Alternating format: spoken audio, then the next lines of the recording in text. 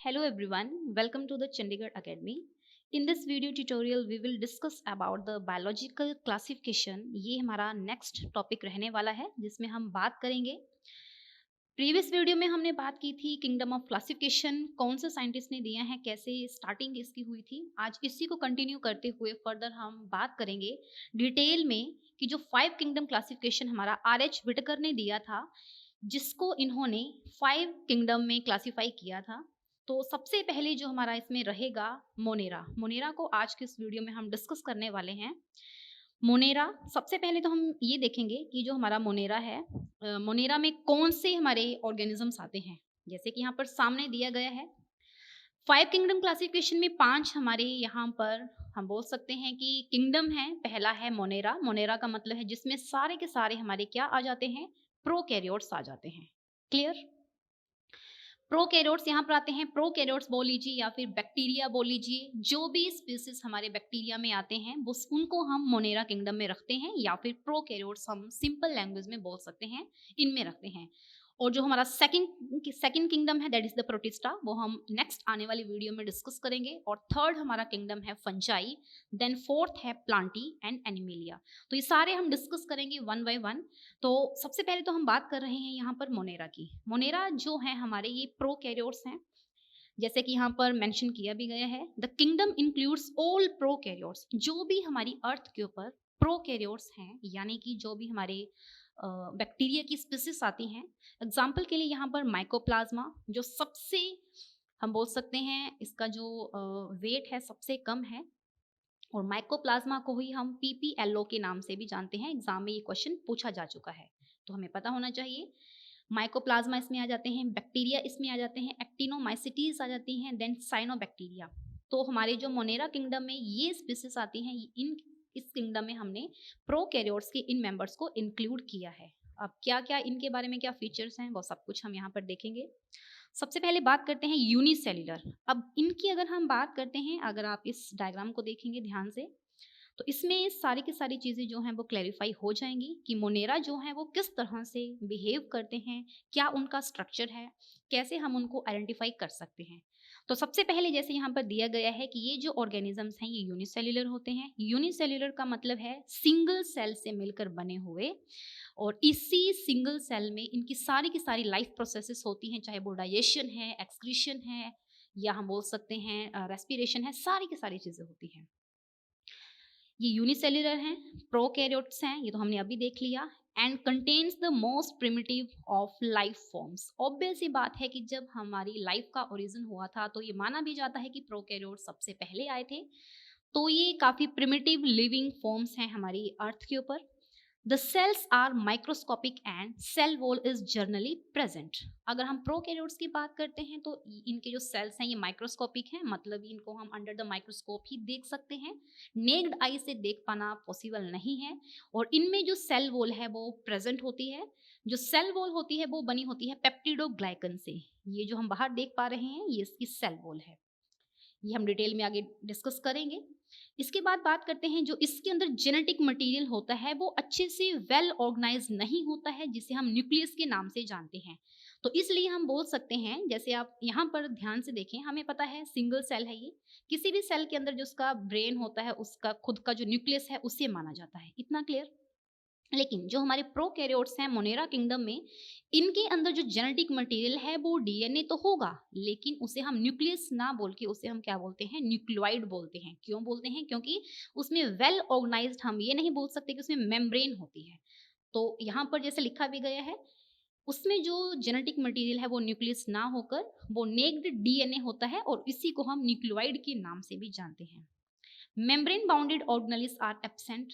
Monera kingdom में जो हमारी सिंगल सेल से मिलकर ये हमारे ऑर्गेनिजम्स हैं, ये कैसे हैं, ये इनमें कोई भी मेम्ब्रेन बाउंड ऑर्गेनेली नहीं होती है, और इनमें जो रिप्रोडक्शन होता है वो एसेक्सुअल ही होता है एक्सेप्ट जीन रिकम्बिनेशन। हाँ, अगर जीन रिकम्बिनेशन की अगर हम बात करते हैं, जिसमें कि जो अपना जेनेटिक मटेरियल मेल जो है फीमेल में या फीमेल मेल के पास जो हम ट्रांजैक्शन कर सकते हैं, जो ट्रांजैक्शन होती है वो जीन रिकम्बिनेशन के थ्रू होती है, अदरवाइज ये मोस्टली एसेक्सुअल रिप्रोडक्शन की तरह बिहेव करते हैं। फिर बात करें फ्लैजिला की, तो इनमें फ्लैजिला पाए जाते हैं। अब ये फ्लैजिला क्या है, अगर आप ध्यान से इस डायग्राम में देखिए, तो ये अगर आप इस तरह से देख पा रहे हैं, ये जो हेयर लाइक प्रोजेक्शन है पूरे सेल के बाहर, इनको हम फ्लैजिला के नाम से जानते हैं। ये यहाँ पर पाए जाते हैं और ये सिंगल स्ट्रैंडेड होते हैं। सिंगल स्ट्रैंडेड का मतलब है कि इसमें जो सिंगल स्ट्रैंडेड है, कोई इसमें डबल हमें हेलिक्स नहीं देखने को मिलेगा। एग्जाम्पल की अगर बात कर लेते हैं तो इनमें आते हैं ब्लू ग्रीन एल्गी, जिनको हम साइनोबैक्टीरिया के नाम से जानते हैं, और बैक्टीरिया खुद इसमें है ही है। इसी के बाद नेक्स्ट आते हैं इनकी शेप्स के ऊपर, कि जो हमारे बैक्टीरिया हैं इनकी शेप्स कैसी हैं। 4 तरह की इसकी शेप होती है। पहली है कोकस। कोकस जो है ये स्फेरिकल टाइप के हो सकते हैं, जैसे हम यहाँ पर देखते हैं ये इस तरह से हैं। 4 तरह के बैक्टीरिया हैं, एग्जाम में पूछे जाते हैं, इनकी शेप्स के ऊपर क्वेश्चन आता है। तो सबसे पहले कोकस यानी कि स्फेरिकल शेप के होंगे इस तरह से, ये हम देख रहे हैं। दूसरी अगर बात करते हैं बेसिलस, बेसिलस का मतलब है ये रोड शेप होंगे। नीचे सारी आपको यहाँ पर दी गई हैं, ये इस तरह से होंगे, रोड शेप हैं। इनको हम बेसिलाई के नाम से भी जानते हैं या रोड शेप भी बोल सकते हैं। तीसरी जो टाइप है बैक्टीरिया की, that is the spirillum. Spirillum मतलब इसमें स्पाइरल और क्वाइल शेप के ये बैक्टीरिया हैं। ये कुछ इस तरह से होंगे। स्पाइरलम जो हम देखते हैं ये क्वाइल फॉर्म में होंगे। और चौथा आता है हमारा विब्रियो। विब्रियो यानी कि कोमा शेप। अगर हम यहाँ पर देख सकते हैं इस तरह से कुछ ये हमारी फॉर्म्स हैं बैक्टीरिया की, जो इनके शेप के बेसिस के ऊपर क्वेश्चंस मोस्टली पूछे जाते हैं, और मोस्टली क्वेश्चन आते भी हैं कि जो बैक्टीरिया की शेप्स हैं वो कितनी हैं। वो 4 ही हैं, वो हमने देख लिया।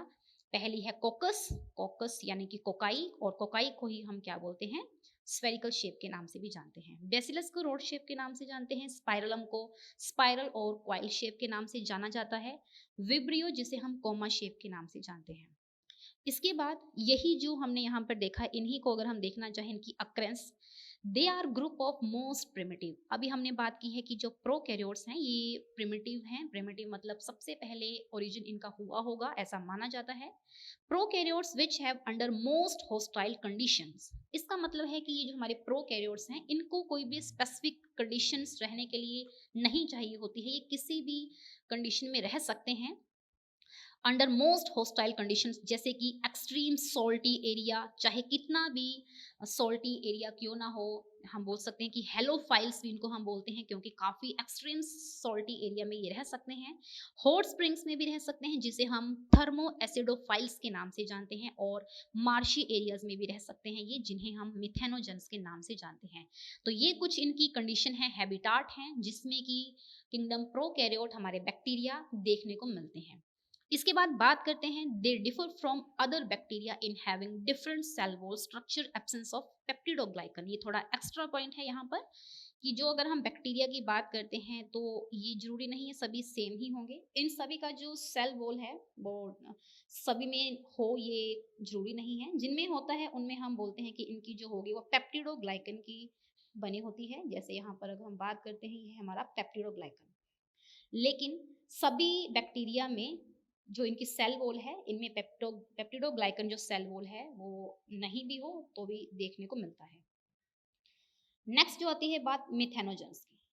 मिथेनोजेंस जो है ये इस वर्ड से मिलकर बना है, मीथेन प्लस जेंस। मीथेन जो गैस प्रोड्यूस होती है जिन बैक्टीरिया के थ्रू, इसीलिए हम इनको मिथेनोजेंस के नाम से जानते हैं। और ये जो प्रेजेंट होते हैं ये हमें अलग अलग रूमिनेंट्स एनिमल्स में देखने को मिलते हैं, उनके गट में प्रेजेंट होते हैं। एग्जाम्पल के लिए बात करते हैं काऊ की। काऊ हो गई, बुफेलो, इनके गट में हमें ये मिथेनोजेंस देखने को मिलते हैं, जो कि रिस्पॉन्सिबल होते हैं for the production of biogas, जो कि मीथेन के नाम से जानी जाती है, from Dang of these animals. तो ये काफ़ी इंपॉर्टेंट पॉइंट है जो हमने यहाँ पर देखा। मिथेनोजेंस हम इसीलिए इसको बोलते हैं, इन बैक्टीरिया को मिथेनोजन के नाम से इसीलिए जाना जाता है, क्योंकि ये जो बायोगैस जो मीथेन की वजह से बनती है, तो इसकी प्रोडक्शन में काफ़ी हेल्प करते हैं ये हमारे जो बैक्टीरिया है। तो इस तरह से आज की इस वीडियो में हमने बात की है कि हमारे डिफरेंट टाइप की जो प्रोकैरियोट्स हैं, बैक्टीरिया हैं, मतलब हमने 5 किंगडम क्लासिफिकेशन का पहला जो किंगडम है दैट इज द मोनेरा, वो आज हमने कंप्लीट किया है। नेक्स्ट वीडियो में बात करेंगे जो हमारा नेक्स्ट आता है प्रोटिस्टा, उसे हम कंटिन्यू करेंगे। तो आज की इस वीडियो में इतना ही। So thank you so much.